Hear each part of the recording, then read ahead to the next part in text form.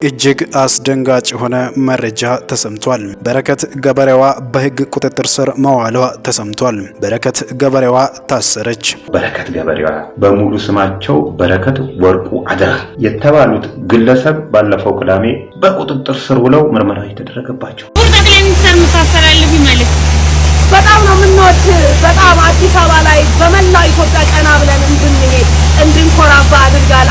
ወይዘሮ በረከት ወርቁ አደራ በቅጽል ስሟ በረከት ገበሬዋ በተለያዩ የመንግስትን ጥቅም በሚጎዱና በህገወጥ ተግባሮች ተጠርጥረሻል ተብላ በፖሊስ ቁጥጥር ስር ውላ ምርመራ እየተደረገባት ይገኛል። ለጠቅላይ ሚኒስትር ዶክተር አብይ አህመድ ከፍተኛ አክብሮት ድጋፍና ፍቅር እንዳላት በተደጋጋሚ ስትገልጽ የምትደመጠው በረከት ይህንኑ ለመግለጽ በቅርቡ እግዚአብሔር ከኔ ዕድሜ ቀንሶ ይስጣቸው በሚል መልእክት ማስተላለፏና በዚህም ክርስቲያን በሆኑ ቅዱሳን ወገኖች ወንጌል አማኞና እንዲህ ያለ ከመጽሐፍ ቅዱስ ውጪ በሆነና ከአንዱ ዕድሜ ወስዶ ለሌላው ሰጪ አድርጋ መናገሯ በአማኞች ዘንድ ጥያቄ ተፈጥሮ እንደነበር አይዘነጋም። እንዲሁም በቅርቡ በተከበረው የኦሮሞ ማህበረሰብ ዘንድ ባህላዊ የአምልኮ ስርዓት በሆነው በብሔሩ ከወንጌል አማኞች ውጪ የሆኑ በሚያከብሩት ኢሬቻ በሚባለው ከወንጌል የሚጣረስ የባዕድ አምልኮ በዓል በሆነው ከዛም አልፎ ኢሬቻ ሃይማኖት ነው በማለት ኢየሱስ ክርስቶስ ሲያስተምር የነበረው ከዋቄፈና ነው እየተባለ መንፈሳዊውን ዓለም ከባዕድ አምልኮና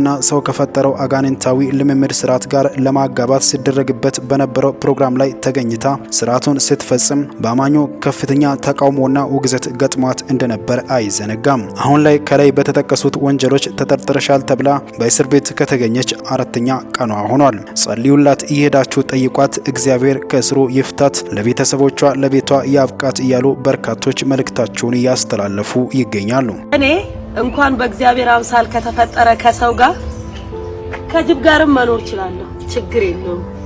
ሰላም። ይሄንን ዜና እኔ ካልነገርኳችሁ ማንም የሚነግራችሁ አይመስለኝም። በቅጽል ስማቸው በረከት ገበሬዋ በሙሉ ስማቸው በረከት ወርቁ አደራ የተባሉት ግለሰብ ባለፈው ቅዳሜ በቁጥጥር ስር ውለው ምርመራ የተደረገባቸው ሰማችሁ። እንግዲህ እኚህ ግለሰብ በተለያዩ ጊዜ ስለሳቸው ባወጣሁት መረጃዎች ላይ እንትን ስል ነበር፣ ስሟገታት ነበረ። ትክክል አይደለም፣ የሌብነት ተግባር ውስጥ ነች ያለችው ብዬ በቀለም ትምህርት ቤት ጋር ያላት ሪሌሽንሺፕ አስመልክቼ በማንጋርድ ቴክኖሎጂ በአዲስ አበባ ተለጣፊ ሱቆች የተለያዩ ኦሮሚያ ኢንቨስትመንት ኮሚሽን ጋር አካባቢ ያላትን የማጭበርበርና ነገሮችን በትክክል ማጭበርበር የሚባለው በህግ አግባብ ነው መታየት ያለበት። እንደዚህ ያረጋች እንደነበረች ብቻ የስሟገታት ነበረ። ዛሬ ያ ሙግቴ ፍሬ አፍርቶ የሚመለከተው አካልም ሰምቶን ለምርመራ ትፈልጋለች ተብላ ተይዛለች ነው የምላችሁ ወገኖቼ። በዚህ አጋጣሚ ማስተላለፍ ለእናንተ በተለይ ለተበላችሁ ሰዎች በእሷን ጨምሮ በተለያዩ ሰዎች የተበላችሁ ሰዎች መፍራት መፍትሄ አይደለም። በፍጹም ተበልታችሁ የምትፈሩ ከሆነ ሌላ ሌባ እየፈጠራችሁ ነው እንጂ ያላችሁት ሌቦችን በመቀነስ ሂደት ውስጥ ምንም ድርሻ አትወጡ። ስለዚህ መፍራት መፍትሄ ሊሆን አይችልም። እነዚህ ሰዎች የሚጠቀሙ ሳይኮሎጂ ግልጽና ተመሳሳይ ነው። ከተለያዩ የአገሪቱ ባለስልጣናት ጋር ፎቶ መነሳት ነው፣ ከዛን ማስወራት ነው። አብሮ እንደሚሰሩ አይሰሩም። ምንም የሚሰራ ሰው ባለስልጣን የለም እያልኳቸው አይደለም። ሁሉም አይደሉም፣ የሚሰሩ ሊኖሩ ይችላሉ። ትልልቆቹ ግን ከነሱ ጋር ጭራሽ አይገናኙም ነው የምላችሁ። ጭራሽ እነሱ እንደ ማስፈራሪያ የሚጠቀሙበት ነው። መጀመሪያ ሊያሰምጧችሁ ሲፈልጉ ከነዚህ ሰዎች ጋር አብረን ነው የምንሰራው አይነት ወሬ ያወሩላችኋል። ስለዚህ ታምኗቸዋላችሁ። ከነዚህ ሰዎች ጋር አብረው እየሰሩ አያጭበረብረንም የሚል ስሜት ይኖራችኋል። የተአማኒነት እንትን ያመጣሉ። ካጭበረበሯችሁ በኋላ ደግሞ እንዳትጠይቁ ፍርሃት እንዲኖራችሁ እነዚህ ሰዎች አብረው ነው የሚሰሩትና ውልፍላለው ብትል ያጠናግሩሃል አይነት ሴንስ እንዲኖርህ ያደርጋሉ እንጂ ሌባ ይሄን ያህል ጉልበት ኖሮን አያውቅም። አደራ የምላችሁ ነገር ግን ፍራቻ በምንም አይነት መልኩ መፍትሄ ሊሆን አይችልም። በዛ ላይ ተበልታችሁ መፍትሄ ሊሆን አይችልምና እንቀጥላለን፣ መቀጠል አለብን። ትንሽዬ ድርሻ ልናበረከት ይገባል። ሀገራችንን ከሌቦች በማጽዳት ሂደት ውስጥ ትንሽዬ ድርሻ ለሁላችንም የጋራ ጥቅም ስንል እነዚህ ሰዎች አንድ ቀን ገነው ይወጡለት፣ ከዚህ በላይ ገነው ይወጡለት፣ ፖለቲካውን ይዙታል፣ መንግስትን ይይዙታል፣ አገር አልባ ያደርጉናል። የራሳችንን ድርሻ እንወጣለን፣ እንታገላለን፣ ይቀጥላል። ጠቅላይ ሚኒስትር መታሰራለሁ ማለት በጣም ነው የምንወድ። በጣም አዲስ አበባ ላይ በመላው ኢትዮጵያ ቀና ብለን እንድንሄድ እንድንኮራባ አድርጋል። እናመሰግናለን ቤኪዬ። ለኢትዮጵያ ሕዝብ ሲል ከኔ እድሜ ቀንሶ ለዶክተር አብይ ስጠው ያልሽውን የሚገርም ነው። በአቋሚ ጸንተሽ 7 ዓመት ሙሉ ስለደገፍሽ ይህንን ቀን ከሌት ለኢትዮጵያ ብልጽግና የሚተጋው መሪ ስለደገፍሽ እናመሰግናለን። የብዙዎችን ድምጽ ነው ያስተጋባሽው። በረከት ገበሬዋ መታሰር በዋሽንግተን ዲሲ የሚገኙት አምባሳደር ማብራሪያ ጠየቁም። በኢትዮጵያ በቁጥጥር ስር ስለዋሉት ታዋቂ የማህበረሰብ አባል ወይዘሮ በረከት ገበሬዋም ሁኔታ በዋሽንግተን ዲሲ የሚገኘው የኢትዮጵያ ኤምባሲ ይፋዊ መግለጫ እንዲሰጥ መጠየቁን አስታወቀ። ትብብሩ ለኢትዮጵያ አምባሳደር ብናልፍ አንዱዓለም በላከው ይፋዊ ደብዳቤ በኢትዮጵያም ሆነ በዲያስፖራ የሚገኙ በርካታ ግለሰቦችና ድርጅቶች በወይዘሮ በረከት ደህንነትና ሕጋዊ ሁኔታ ላይ ጥልቅ ስጋት እንዳደረባቸው ገልጸዋል። ደብዳቤው ወይዘሮ በረከት ገበሬዋ በኢትዮጵያ ውስጥ በጣም የተከበሩና ተደማጭነት ያላቸው የማህበረሰብ አባል መሆናቸውን ያብራራል። የኢትዮጵያ ነጋዴ ሴቶች ማህበር ፕሬዝዳንት በስራ ፈጣሪነትና በማህበረሰብ መሪነት ይታወቃሉ። እንዲሁም ወላጅ አልባና ተጋላጭ ህጻናትን በበጎ ፈቃደኝነት በመደገፍና ለሴቶች ኢኮኖሚ አቅም ግንባታ ከፍተኛ አስተዋጽኦ ያበረከቱ መሆናቸውን በደብዳቤው ላይ ገልጸዋል። በመሆኑም የዲያስፖራ ትብብሩ ኤምባሲው ስለ ወይዘሮ በረከት ሁኔታ ግልጽነት እንዲፈጥርና በሚከተሉት ጉዳዮች ላይ ማብራሪያ እንዲሰጥ ጠይቋል። ለእስር የዳረጉበት ዋነኛ ምክንያት የአሁኑ ሰዓት ህጋዊነታቸውና ደህንነታቸው በጉዳዩ ላይ የተካሄደ ያለ ማንኛውም ቀጣይ ምርመራ ወይም ሂደት የዲያስፖራ ማህበረሰብ እንዴት በአግባቡ ለሄዳቸው ወይም ህጋዊ ድጋፍ ሊያደርግ እንደሚችል የሚገልጽ መረጃ እንዲሰጣቸው ጠይቀዋል። የቡድኑ መግለጫ ይህን ጥያቄ ያቀረበው ሁኔታዋን ለመርዳትና መብቶቿ እንዲሁም ደህንነቷ እንዲጠበቅ ለማድረግ ያለመ መሆኑን አስምሮበታል። አባት እንደዚህ ሲሆን በጣም ተስፋ ያስቆርጣል። በጣም ከሚባለው እኔ ጻድቁ አብዶ ኢትዮጵያ ኦርቶዶክስ ቤተክርስቲያን ከአቡነ ማትያስ ጋር እንደዚህ አይነት ፎቶ ቢነሱ ምንም አይመስለኝም። በቃ ሁለት የተለያዩ እምነት ናቸው። ምንም አይነት እንትን የለም። በቃ በመካከላቸው ግልጽ አጥር አለ። በሰላም መኖር ስላለብን እንደዚህ ጋር በቃ የኢትዮጵያ ትብብር ነው፣ የሃይማኖት ትብብር ነው እንላለን። ጻድቁ አብዶ ከሙስሊሙ ጋር ቢገናኙ ምንም ችግር የለብኝ። በጣም በሚያሳዝን ሁኔታ የቤተክርስቲያን አንድነት ጸር ናቸው ብለን ሰዎችን አትሂዱ እያልን እየተናገርን የትምህርት ስህተት አለ፣ የልምምድ ስህተት አለ። እነዚህ ሰዎች ክብራቸው በኖራቸው ነው፣ አምላካቸው ሆዳቸው ነው። ከራሳቸውን ከማክበር ውጪ ስለ ቤተክርስቲያን አይጨነቁም እያልን እያወራን አውራችን አንበላችን እንደዚህ አይነት ቀልድ ሲቀልዱ ማየትን የሚያክል ተስፋ የሚያስቆርጥ ነገር የለም። በጣም ተስፋ ያስቆርጥ ማለት እኔ ምንም አይነት መከራን ስለ ክርስቶስ ለመቀበል ዝግጁ ነኝ። ምንም አይነት የኖርኩኝም ነው ብዬ አላስብም። በሞትም ግድ የለኝ። እንደዚህ አይነት ግን it is እንትን የቸርች ካራክተር አሳሲኔሽን ነው። የቤተ ክርስቲያንን ካራክተር ነው ጻድቁ አብዶ የገደሉት። ነውር ነው። እኛን ነው የወከሉት። እኛ ለጃፒ ጥላቻ የለንም፣ እንዲህ መናገር የለብንም። የትምህርት ስህተት አለ። ጃፒ ሰው መንፈስ ነው ብሎ ነው የሚያስተምረው። ጃፒ ሰው ኮምፕሊት ፓኬጅ ነው ብሎ ነው የሚያስተምረው። ሁሉንም ትምህርቶቹን ከኢንተርኔት ላይ አውርዳችሁ ማየት ትችላላችሁ። ምንም ትክክል የሆነ ነገር የሌለው ሰው ነው ሰውዬው። እንዴት ነው አሁን ልጆቻችንን እዛ ቸርች አትሄዱ የምንለው? ደፍራን እንዴት ነው የትምህርት ስህተት አለ የምንለው? እባካችሁን አውራ የሆናችሁ ሰዎች የአውራነታችሁን ልክ ወቁት። የምትሸከሙት ህዝብን ነው፣ እንደ ልባችሁ መሆን አልተጠራችሁም። እኔ አሁን በዚህ ቶን ጻድቁ አብዶን እናገራለሁ ብዬ አስቤ አላቅም። በቃ እነዚህ ሰዎች በቤተ ክርስቲያን ነበሩ፣ ከቤተ ክርስቲያን ወጥተዋል። ከኛ ጋር ቢሆኑ ከኛ ጋር በቀጠሉ ነበር። ስለ ቤተ ክርስቲያን አንድነት በተጨነቁ ነበር። ሱቅ መክፈትን ለትውልድ ያስተማሩ ሰዎች ናቸው። ምንድነው የምንለው? እስቲ አሁን ጻድቁ አብዶ ይመልሱልን። በእኛ ስር ያሉትን ልጆች እንዴት ነው ጃፒ ጋር እንዳትሄዱ የስተት ትምህርት ነው የምንለው? እንዴት አይነት ቀልድን የምትቀልዱት? አይ ዶንት ኖ። እኔ ይኸውላችሁ ጻድቁ አብዶ ወጥቶ ማብራሪያ ሊሰጡ ይገባል። በቃ ልክ አይደለም። እነዚህ ሰዎች ብልጣብልጦች ናቸው። ይሄንትን ነው የያዙት፣ ገጽታ ግንባታ ነው የያዙት። ምንም አያከብሯችሁም። ቢያከብሯችሁ ኖሮ ከእናንተ ጋር ጸንተው በኖሩ ነበር። በእናንተ ስልጣን አያምኑ። በእናንተ ስልጣን ቢያምኑ ኖሮ በእናንተ ስር ሆነው ተምረው ያድጉ ነበር። አንፈልጋችሁም ብለው ወጥተው የራሳቸውን ድርጅት አቋቁመዋል። አስተምሯችሁ ስህተት ነው፣ ቄሶች ናችሁ፣ አትረቡም ብለው ጥለዋችሁ ወጥተዋል። የምን መለማመጥ ነው? የትምህርት ስህተት አለባችሁ ብለው ጥለዋችሁ ሄደዋል። ይሁላችሁ እግዚአብሔርም ቤተክርስቲያን ቢወዱ ኖሮ ስለ ቤተ ምእመኑ ብትጨነቁ ኖሮ ጥለውን እኮ ባልሄዱ ነበር። ስንት ሰው ህይወት አሰናክለዋል። እንዴት ነው ጻድቁ አብዶ ለዚህ ማብራሪያ የሚሰጠው? እኔ አሁን ጃፒን ከዚህ በኋላ ስህተት ነው ብዬ እንዴት ነው ደፍሬ የምናገር?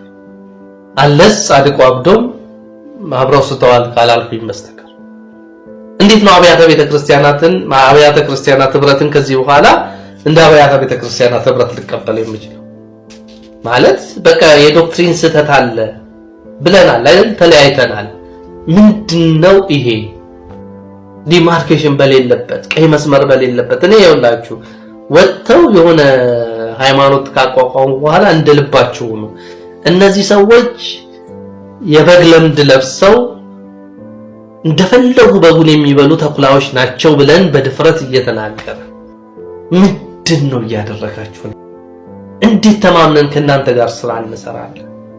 ልባችን ለመፍሰሱ ምክንያቶች ናቸው። ተስፋ አስቆራጮች ናቸው። እንዳባት እንኳን ክብር እንዳይኖረን ክብራችሁን መጠበቅ ያልቻላችሁ ሰዎች ናቸው። እኔ አይዶን ነው እግዚአብሔር ይቅር ይበላችሁ። በጣም ነው የሚያሳፍሩ። ምንም አይነት ወሬ ያወሩ። እነዚህ ሰዎች እኮ ቤተክርስቲያንን ክብር አዋርደው የሄዱ ሰዎች ናቸው። ይኸውላችሁ እነዚህ ሰዎች ከቤተክርስቲያን ባይወጡ የፕሮቴስታንት ቤተክርስቲያን እንደዚህ ደካማ አትሆንም ነበር። ለግል ክብራቸው ሲሉ ገንዘብን ለማከማቸት በመድረክ ከፍ ብለው ለመታየት ሲሉ ሰሚት አድርገው መገዛት ሲያቅታቸው የራሳቸውን ድርጅት ከፍተው ይወጡ ቤተክርስቲያንን ከፍለው የሄዱ ሰዎች ናቸው እኮ በራይስ። እንዴት እንደማይገባቸው አላውቅም። ትውልዱን ነውር ያስተማሩ ሰዎች እኮ ናቸው። የአሰራርም የትምህርትም የህይወትም ስህተት ያለባቸው ሰዎች። እንዴት ነው ከነዚህ ጋር የምትሞዳሞዱት? እግዚአብሔር ይቅር ይበሉት ጻድቁ። እግዚአብሔር አይኖትን ይክፈት። እግዚአብሔር ጨካኝ ልብ ይስጦት። ለጽድቅ የጨከኑ ያርጎት። ኮምፕሮማይዝ የማያደርጉ ያርጎት። አትደንግጡ። ከታህሳስ 3 እስከ 5 ድረስ ለ3 ተከታታይ ቀናት በወላይታ ሶዶ ከተማ ሁለገብ ስታዲየም ታላቅ የሆነ መንፈሳዊ ክሩሴድ ተዘጋጅቷል። ፕሮግራሙ የተዘጋጀው በክራይስት አርሚ ኢንተርናሽናል ቤተክርስቲያንና ክራይስት አርሚ ቲቪ ኢትዮጵያ ጋር በመተባበር ነው። ሻሎም ሻሎም ቅዱሳን እንዴት ናችሁ? እኔ ዘማሪ ኤፍሬም አለሙ ነኝ። ከታህሳስ 3 እስከ 5 ድረስ በወላይታ ሶዶ ስታዲየም የተዘጋጀ ልዩ የአምልኮና የነፃ መውጣት ክሩሴድ አለ። ሰላም የተወደዳችሁ ቅዱሳን እንዴት ናችሁ? እኔ ወንድማችሁ ዘማሪ ሳኮር ነኝ። ዛሬ በፊታችሁ የመጣሁት አንድ ማስታወቂያ ልነግራችሁ ነው። ይሄም ከፊታችን ታህሳስ 3 እስከ 5 ማለትም ከአርብ እስከ እሁድ በወላይታ ሶዶ ሁለገብ ስታዲየም በክራይስት አርሚ ኢንተርናሽናል ቤተክርስቲያን የተዘጋጀ ክሩሴድ አለ። አንድ በጣም ገራሚ የውስጥ አዋቂ ሚስጥር ይዤላችሁ መጥቻለሁ። በአጭበርባሪው እዩ ጩፋ ወይም ዘፍኔ ጩፋ እንግዲህ ከቃል ሕይወትና ከእግዚአብሔር ጋር እልገጥም ያለው እያለ ነው። ማን እንደሚያሸንፍና ያለን እያለ ነው። በወላይታ ምድር ላይ የኢትዮጵያ ወንጌላዊት ቤተክርስቲያን ቃል ሕይወት ደግሞ ጠንካራ ይዞታ ያላት በወላይታ ይታወቃል። በጌዲዮ ላይም ይታወቃል። ጠንካራ ግዛት፣ ጠንካራ መሰረት ነው ያላት። በምንፈልገው ያክል ጥራት ባይኖረው ማለት ነው። ምዕመኑ ጥራት ባይኖረው፣ ምክንያቱም ጥራት ቢኖረው ኖሮ የነ እስራኤል ደንሳ የነ እዩ ጩፋ የነ እንትና ብቻ ሳይሆን ራሳቸውን እየቀቡ እየለቀለቁ የወላጅ ምርቃትን አንፈልግም ብለው ሽቀላንና ልመናን በጣም በሚገርም ሁኔታ መተዳደሪያ ያደረጉ በርካታ የዛ አካባቢ ነብይነን ሐዋርያ የሚሉ ሰዎች በየከተማው እነሱን ማየት እስኪያስጠላን ድረስ ማለት ነው። በእውነት ነው ብላችሁ ማየት እስኪደብረን ድረስ አጥልቅልቀውት ነው የሚገኙት። ወላጆቻቸው የነሱን እርዳታ ይፈልጋሉ፣ የነሱን ድጋፍ ይፈልጋሉ ገጠር ያሉት። እነሱ ግን ቅባት ተለቅልቀው ጸጉራቸውን አጎንፍረው ኮሌታቸውን እንደ ኮባ ቅጠል ዘርግተው በየሻይ ቡናው በየምኑ ሲለምኑ ሳንቲ በየቲክቶኩ በየኢሞ በየቴሌግራሙ ላይ ማየት እነዚህ የወላጅ እርግማን ያላቸው እንጂ የወላጅ ምርቃት ያላቸው እንዳልሆኑ ያሳያል። በእውነት ነው የምላችሁ። ወርቃማውን የወጣትነት እድሜያቸውን ባልባሌ በዚህ እንደ ድንጉላ ንብ በየሻይ በረንዳው በየቡና በረንዳው ሲንቀዋልሉ ማየት፣ ሲያጠፉ ሲያባክኑ ማየት በጣም ያሳዝናል። እና በዛ ምድር ላይ እንግዲህ እኔ ባለኝ መረጃ ሄጄም እንዳረጋገጥኩት ቃለ ሕይወት ቤተክርስቲያን ሶዶ ከተማ ውስጥ ብቻ ወላይታ ሶዶ ከተማ ውስጥ ብቻ ከ45 በላይ አጥቢያ አላት። የለም እንዲህ አይነት አሁን የሕይወት ብርሃን ቤተክርስቲያን በጣም ጠንካራ ናት። ሲዳማ ውስጥ በጣም ጠንካራ ናት። ጉጂ ውስጥ በጣም ጠንካራ ናት የኢትዮጵያ ሕይወት ብርሃን ቤተክርስቲያን። አዋሳ ከተማ ውስጥ እኔ ባለኝ መረጃ 30 ምናምን ይመስለኛል። እንግዲህ ሕይወት ብርሃን የተወለደችው ሐዋሳ ውስጥ ነው። ከ63 ዓመት ምናምን በላይ ሆኗታል። እንግዲህ በርዝዴዋን ስታከብር አይቻለሁና 30 ምናምን ካልተሳሳትኩ 35 ወር 30 ብቻ አባፍ 35 ቃለ ሕይወት ሶዶ ከተማ ውስጥ ብቻ ከ45 በላይ አጥቢያ ያላት ቤተክርስቲያን የነዚህ ሌባ ማፊያዎች ህዝቧ ደጋፊ ሲሆን የነዚህ አጨብጫቢ ሲሆን ቃለ ሕይወትን በዚህ ልክ ባለውለታቸው እናታቸውን ቤተክርስቲያን ሲያናንቁ ሲያዋርዱ ስናይ በጣም ያበሳጫል፣ ያናደዳል። አሁን እዩ ጩፋ ባለፈው በመድረኬ ላይ በቤተክርስቲያኔ ላይ በህዝብ ፊት ቆመህማ አንተ ዘይት ስትሸጥ ቁሳቁስ ስትሸጥ ስታጭበረብርና ስትነግድ አይደለም ላይ ልሰማ አልፈልግም ብላው ጠንካራ መግለጫ ወጣበት። እኛም ያንን ደግፈን ስናስተጋባ ነበረ። አሁን ያንን ለበቀል ነው መሄደው እያለ ነው እንግዲህ ውስጥ አዋቂ እንደሰማው። ይሄንን ኮፒ ሊንክ ዱት ሪፖስት አድርጉኝና ወላይታ ሶዶና ዙሪያዋ ላይ ላሉ መሪዎች አድርሱልኝ። እንደተለመደው ትብብራችሁ አይለኝ በዚህ ጉዳይ፣ ምክንያቱም የጋራ ስራ ነው የምንሰራው። ይሄ የኔ ሀብት ስራ አይደለም። ኖቶሊ እኔ አንድ ሰው ስራ ይመስላችኋል? አይደለም። ይሄ የእግዚአብሔር ስራ ነው፣ የእግዚአብሔር ጦርነት ነው። በቃ የቤተክርስቲያንን ክብር ለማስመለስ ህዝቡ ወደ ወንጌል እንዲመለስ፣ ቤተክርስቲያን ወደ ጸሎትና ወደ ወንጌል ስርጭቷ እንድትመለስ፣ አገልጋዮች እግዚአብሔርን በመፍራትና በቅድስና እንዲያገለግሉ ይሄ እኮ የኔ ሐሳብ አይደለም። የሐዋርያቶችም ነው የአባቶችም ነው። የመጨረሻው ደግሞ የራሱ የኢየሱስ ክርስቶስም እንትኑ ነው ትምህርቱ ነው። ስለዚህ ለኔ ብላችሁ አይደለም የምትደግፉት። ለኔ ብላ እንዴት ለኔ ብለህ ትቆማለህ? እንዴት ለኔ ብለህ የት ታቀኛለህ? እኔ ጋር ያለው ሐሳብ እኔ ጋር ያለው እውነት ግን ገዢ ስለሆነ ይሄንን ለሁሉም ማዳረስ አስፈላጊ ነው። በዚህ ልክ ነው ቃለ ሕይወትን ለመበቀል ሄዳለሁ እያለ ያለው። ቃለ ሕይወት ደግሞ በዚህ አጋጣሚ ማድረግ ያለባት ምንድነው? በዚህ ማፊያ ወንበዴ ጥሪ ላይ ስቴዲየም ተገኝተው የሚጨፍሩ አበባ የሚበትኑ ምዕመኖቿን ለአንዴና ለመጨረሻ ጊዜ በሐዘናቸውም በደስታቸውም ማለት ነው ምንም አይነት የቤተክርስቲያን ድጋፍ እንደማያገኙ ጠንካራ መግለጫ ማውጣት አለባት። ጠንካራ ስር ነቀል የሆነ አብዮት ማካሄድ አለባት።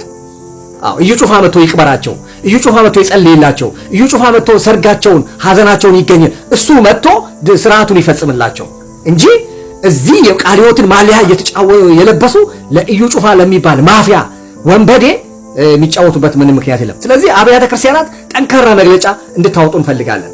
ኦኬ፣ አንዳንድ ነገሮችን ለህብረት ስንል ለአንድነት ስንል የምናልፋቸው ነገሮች አሉ። እንደ ወንጌል ካውንስልም ጭምር እያየን እያል የምናልፋቸው ነገሮች ይታወቃሉ። ነገር ግን ሲበዛ ግን ማርም ይመራል። ኦኬ፣ ስለዚህ እንመጣለን። አንዳንድ ማፊያ ሾልኮ ገብተው የካውንስሉን ክብር፣ የካውንስሉን ሞገስ፣ የካውንስሉን ስም ሰዎች እንዲያጠፉ እንዳይቀበሉ የማድረግ ዘመቻ የሚቀባቡ ሰዎች አሉ። እመጣበታለሁ በሱ ላይ እስከዛሬም ነበርኩበት፣ አሁንም አለው። እግዚአብሔር እስከፈቀደ ደግሞ እቀጥላለሁ። አሁን ግን ወደ ዘፍኔ ጩፋ ልመለስ። ወላይታ ላይ ያላችሁ አብያተ ክርስቲያናት ኖት ኦንሊ ቃለ ሕይወት ቤተክርስቲያን፣ ሙሉ ወንጌሎችም፣ መካኒሶችም፣ ሕይወት ብርሃኖችም፣ አማኑኤሎችም እዛ ከተማ ውስጥ ያላችሁ የወንጌላውያን አብያተ ክርስቲያናት በመስበክ በማስተማር ጠንካራ አቋም ያላችሁ፣ እግዚአብሔርን በመፍራት በቅድስና ጠንካራ አቋም ያላችሁ የካውንስሉ አባላት በሙሉ በእንደነዚህ አይነት ነጋዴዎች ላይ ጠንካራ መግለጫ መውጣት አለበት። ጠንካራ መግለጫ መውጣት። ስለዚህ የኢትዮጵያ ቃለ ሕይወት ቤተክርስቲያን እንደ ሀገርም እንደ ዞንም እንደ ክልልም ጠንካራ አቋም ሊኖራችሁ ይገባል። ይሄ የአንድ አጥቢያ ጉዳይ አይደለም፣ የአንድ አጥቢያ ጉዳይ አይደለም። ስለዚህ እነዚህን ማፊያዎች በጋራ እንከላከል። ይሄ ሐሰተኛ ምዕመን እዛም እንደ አንበጣ የሚዞር ማደሪያ የሌለው የት እንደሚውል የማይታወቅ በሐዘኑ በችግሩ ጊዜ ብቻ ወደ ቤተክርስቲያን መጥቶ አየር የሚይዝን ምዕመን ስርዓት ማስያዝ ያስፈልጋል። ስለዚህ እዛ ምድር ላይ ያላችሁ ጠንካራ አቋማችሁን እንፈልጋለን። ጠንካራ ነገራችሁን እንጠብቃለን።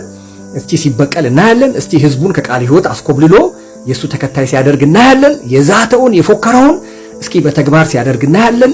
እዛ ሄዶ የሚጨፍሩ ዲጂዎች እነዚህ የምናምን የተከሽኖ አባላት ጠጭና ሰካራም አስጨፋሪዎችን እንዳትሰሟቸው። ይሄንን ቪዲዮ እንሰማለን። ሐሰተኞች ይሄን ውሃ፣ ዘይት፣ የጨርቅ ቁራጭ፣ ቁልፍ ምናምን እነዚህ ያለ ተራ ነገሮች፣ ችርቻሮ ነገሮች አይቀርቡም። በቃ ከዚህ በኋላ አለቀላቸው፣ አይቀርቡም። አቋምን ያዘ የለም። ከዛ ላይ ይሄንን የሚያራምድ ይሄንን የሚያስኬድ ይሄንን የሚደልል መጋቢ ብናገኝ መሪ ብናገኝ ማን ቢሆን ከቤተ ክርስቲያን እሱ ለኛ አይበልጥም። ስለዚህ ቀጥታ የምናነሳው ከቤተ ክርስቲያን ከቤቱ እንጂ ማንሳት መፍትሄ የሌለን ከቤተ ክርስቲያን ቀጥታ ነው የምናነሳው። ይሄንን ስልጣን እግዚአብሔር ሰጥቶናል፣ ቤተ ክርስቲያን ሰጥተናለች። እንጋውን የማዳን ጉዳይ እናድናለን። ያ ሌላው በእኛ መድረክ ላይ ውሃ መሸጥ አይቻልም፣ ዘይት መሸጥ አይቻልም። መጽሐፍ ቅዱሳዊ ያልሆነ ገቢ አሰባሰብ ፈጽሞ የተከለከለ ነው፣ ፈጽሞ የተከለከለ ነው። ይሄ ብቻ አይደለም። አስተማሪዎች፣ ሰባኪዎች የእግዚአብሔርን ቃል የማያስተምሩ ከሆነ እነኛ አገልጋዮች አይጋበዙም። እንግዲህ ይሄንን ይመስላል ቃለ ሕይወት ያወጣችሁ መግለጫ። ጠንካራ ነው፣ ደስ ይላል። ግን ደግሞ መሬት ላይ ወርዶ መተግበር አለበት። በመድረክ ላይ ባሉ አንበሶች፣ በመድረክ ላይ ባሉ ሰዎች ላይ ብቻ ሳይሆን ምዕመኑም ላይ ቀልድ የለም። በቃ ስርዓት በቃ የእግዚአብሔር ቤት የስርዓት ቤት ስለሆነ ይሄ ዝም ብሎ ቀውላላ በየእንትኑ ሰይጣን እንደ ኳስ የሚጫወትበትን ምዕመን አድራሻ ማስያዝ፣ ጥግ ማስያዝ፣ ስርዓት ማስያዝ ስለሚያስፈልግ ይሄንን ኮፒ ሊንክ ዲዩት ሪፖስት እያደረጋችሁ በመላ ወላይታ ውስጥ ላሉ ገጠር ከተማ ላይ ላሉ ንገሯቸው። እዩ ጩፋ ጋር ምንም የለም። ኦልሬዲ እግዚአብሔር አዋርዶታል። ኦልሬዲ እግዚአብሔር ንቆታል። ኦልሬዲ እግዚአብሔር ከሱ ጋር የለም። በትዕቢት ነው የሚናገረው። ካፉ የሚወጣው የስድብ ቃል ነው። ውሎ አዳሩ ንግድ ነው። ምንም እሱ ጋር የለም።